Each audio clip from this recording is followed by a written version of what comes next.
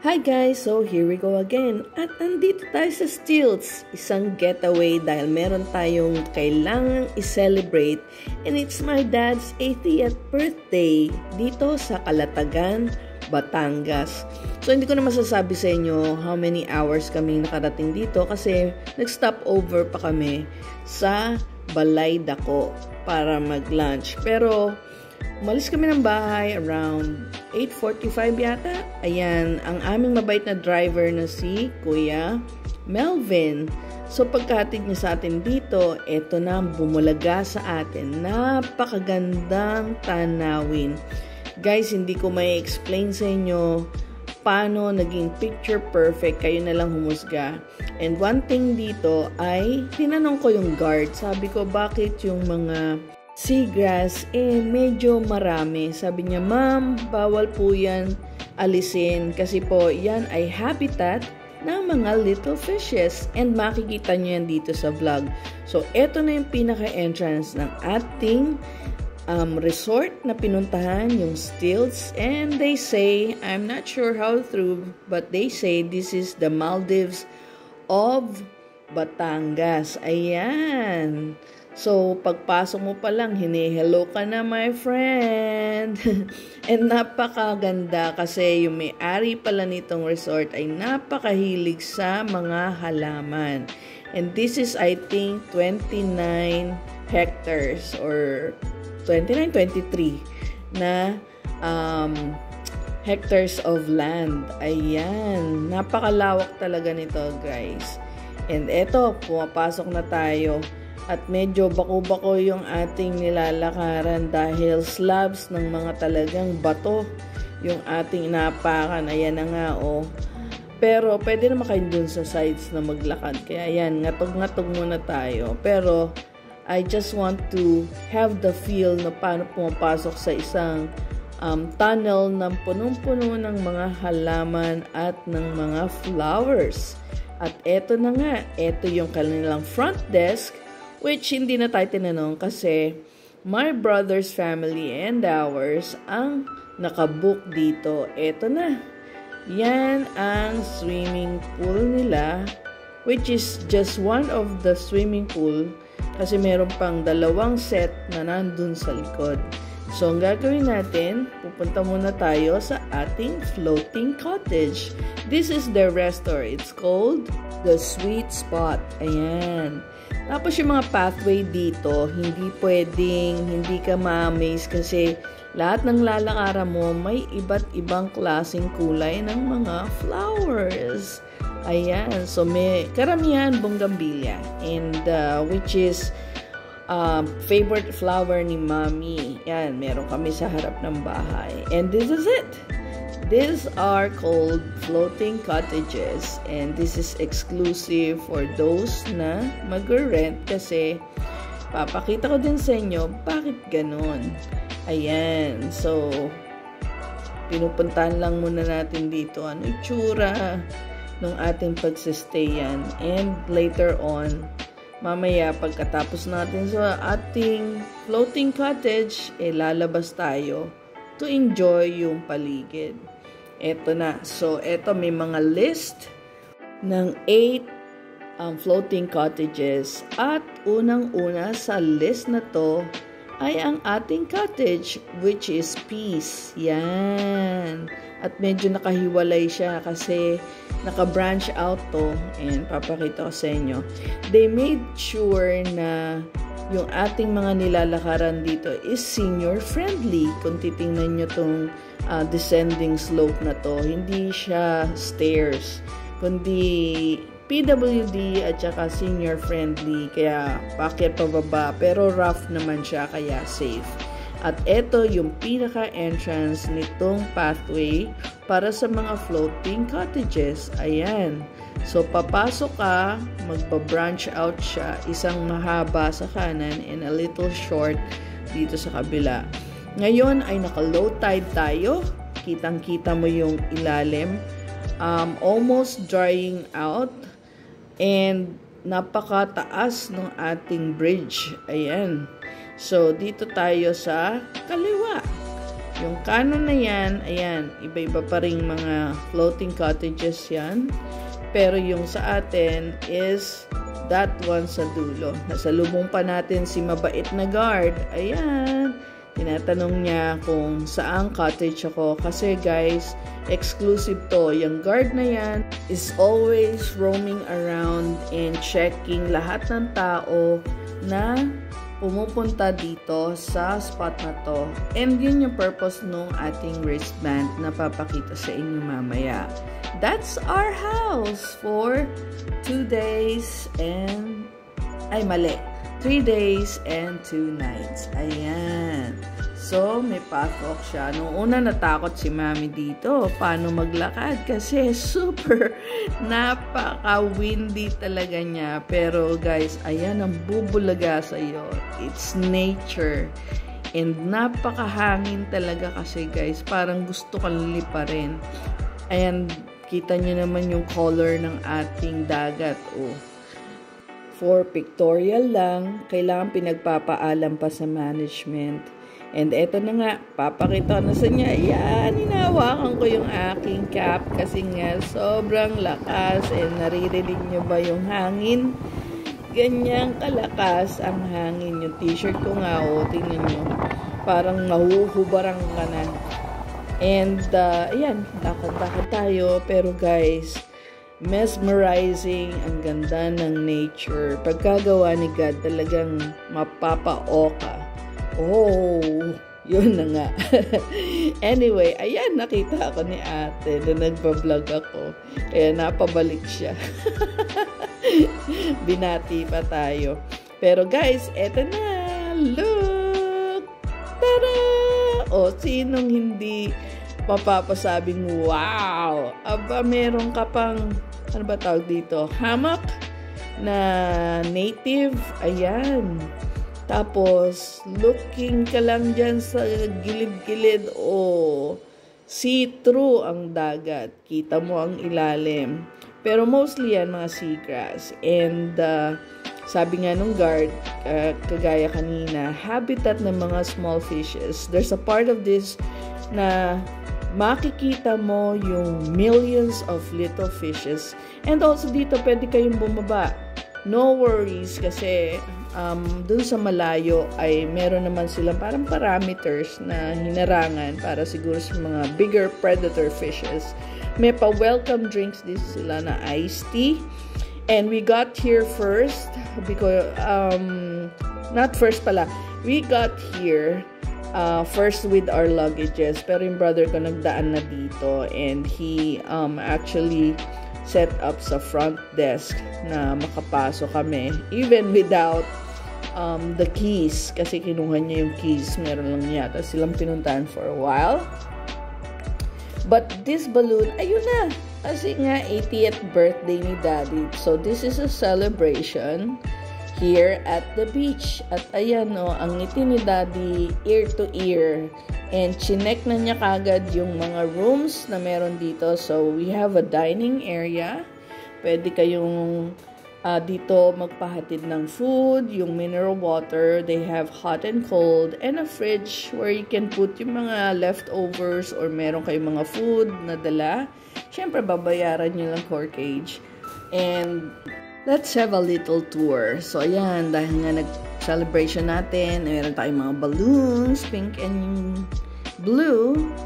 And here is our room, which is, I think, the master bedroom kasi malaki siya. And then, yung mga nakasilhouette na yan na stained glass, na malaki. That is a door na na-open mo. So, pwede kang direkta sa dagat. And then, yung stairs kanina, merong pang-wash ng feet doon. Meron ding CR doon sa side, sa labas. Para diretso ka na magbanlaw. And this is another room dito. Dito nakastay in si Mommy at si Daddy. Kaya may privacy sila dyan. Ayan. Then, the next room dito sa left, this is a CR, a toilet area, and then yung room dito sa across, ayan, is a bathroom. Tapos, yan, bathroom yan. Then, let's check the stairs. Ayan. And friendly pa rin siya para sa mga seniors na gusto dito sa taas at kung kaya pang umakyat, ayan, pwedeng-pwede kasi meron naman railings. At eto na nga, ito doesn't have really a solid door, pero sabi ni brother ko, this can accommodate up to 20, I think. 20 packs, ayan. Kasi ang dami nilang extra bed. Kaya maraming ma-accommodate pagka pumunta kayo rito. And though matarik siya, kabilaan naman yung ating railing na pwede nyong hawakan. And again, though makitid yung pinaka-flooring, okay pa rin naman siya. Kagaya ng nakita nyo kanina, si Daddy bumaba dito. And as long as, syempre, meron kayong pag-iingat. Ayan. And made of wood siya. And pagka videographer ka, photographer ka pa, minsan-minsan mo lang makikita yung sarili mo dito sa video. Ayan na nga, napakalaking toilet and bath. Ayan. Tapos nakaka-intriga lang. Though may heater siya pala, ayan o, meron siyang banga na may parang pang shower. Siguro before it was set up na doon maliligo. Anyway, lahat ng mga stained glass na yun, open yan. Dahil sobrang lakas ng hangin, hindi namin binuksan. Kasi parang liliparin ka na sa loob ng cottage na to. But this cottage actually is made of cement that looks like wood. But the post and yung pinaka-ceiling, ayan, si Daddy,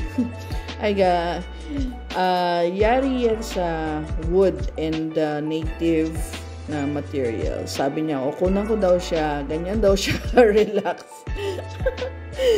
At yan, pagkatapos niya nagtaas pa ng kamay. Ito na yung isa, nguya-nguya, kasi we arrived here, siguro,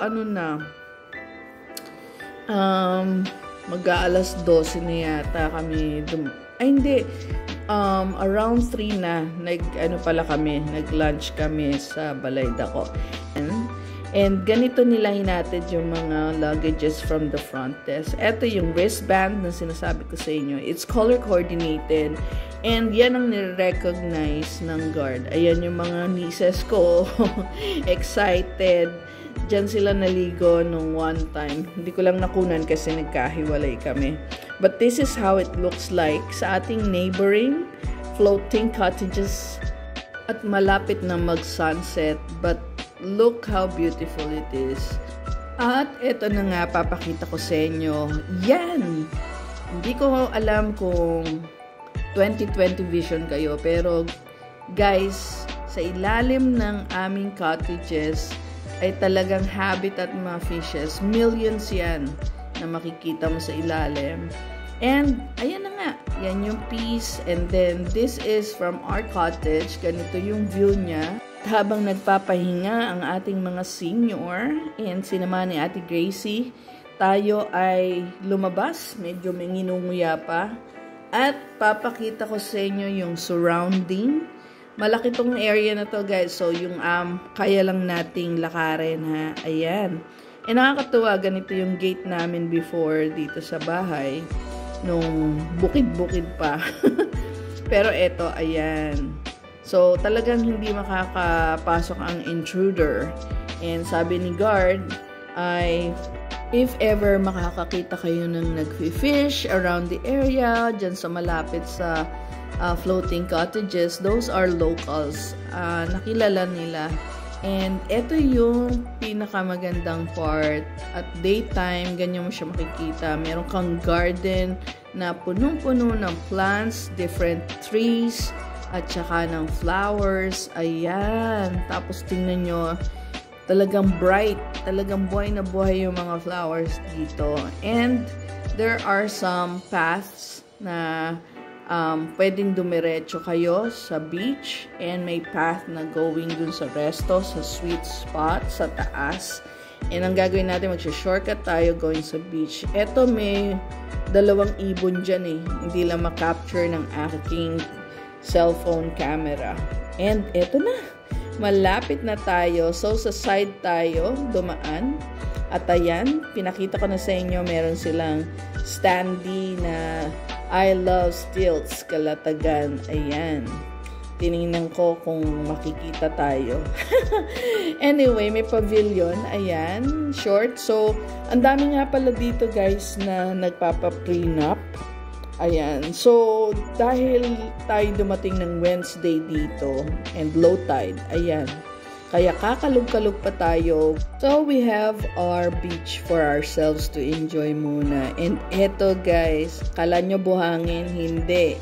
It's a mix of sand and grounded shells yung ating nilalakaran. And this is my suggestion. Actually, kasi pag kami dalawang seniors kayo, hindi naman siya mahirap lakaran guys. Kaya lang, syempre mas mabuti na yung safe sa ating mga seniors. We bought actually all of us aqua shoes.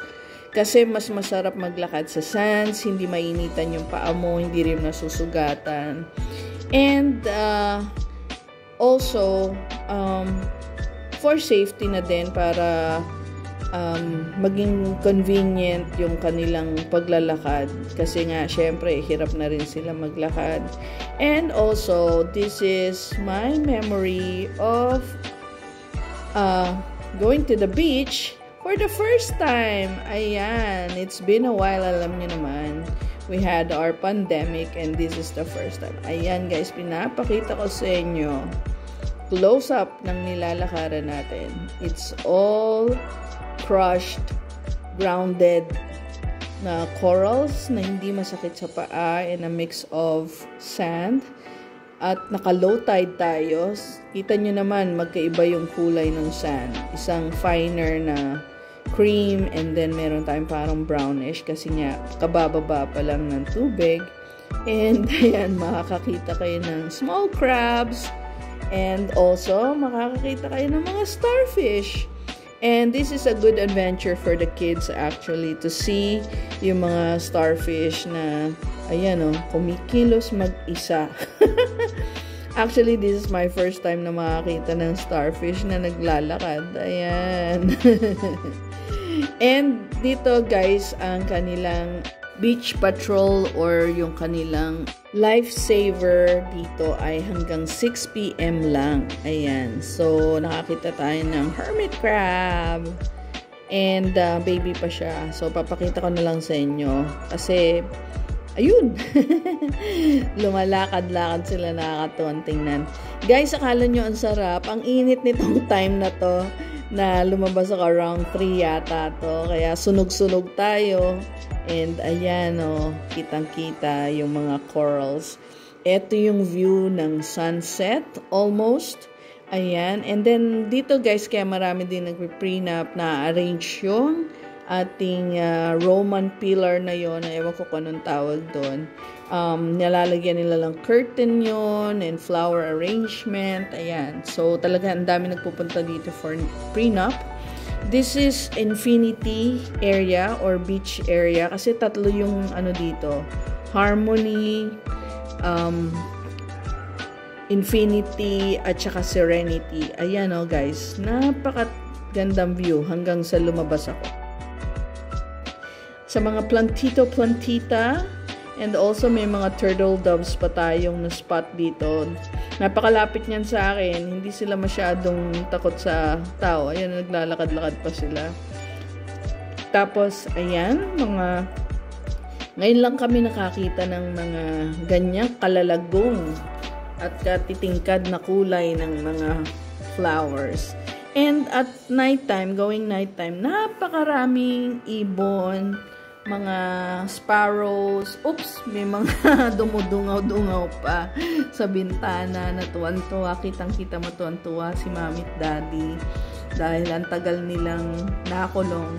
Ito na guys yung sunset na gusto nating picture perfect. Diba napakaganda ng creation ni God? At ayan na nga si Mami. Dahil waiting for dinner kami at medyo alanganin pa. Ayan. So, ang ginawa niya ay umupo muna, langhapin yung napakalakas na hangin. Ayan. Na ano siya nahihilo. Actually, nakakahilo pala yung ganito, guys.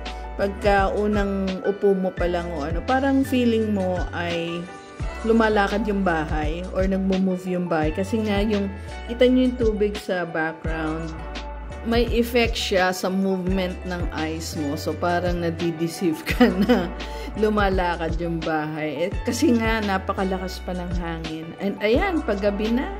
So, kailangan na mag-pictorial namin ni Ate Gracie. And ayan si Dr. Grace. Para doon sa mga hindi nakakilala. And she's my sister. Ayan. So, ako ayos ng buhok dyan kasi nga nililipad. At ayan. Ayos dito, ayos doon. Ayan. So, napakagandang spot talaga. Lalo na pag sumobra na yung dilim. Ito yung area na makikita mo yung neighboring na resorts din. Ayan, yung kanila mga ilaw. At eto na, nakakita na kami ng locals na nanguhuli dito. Actually, ayan, tinanong ko na. Kuya, anong hinuhuli nyo? Ang hinuhuli pa nila ay octopus. Yung mga baby octopus na tinatawag na pugita. Ayan. So, kapal na mukha natin. Tinanong natin sila kuya. At ayan. Alam nyo, pag lalong gumagabi, lalong gumaganda yung itsura ng place. Ayan. Talagang naka-low tide na tayo. Yan. Kitang-kita nyo na. At eto, nagpe-prepare na tayo para lumarga at mag-dinner.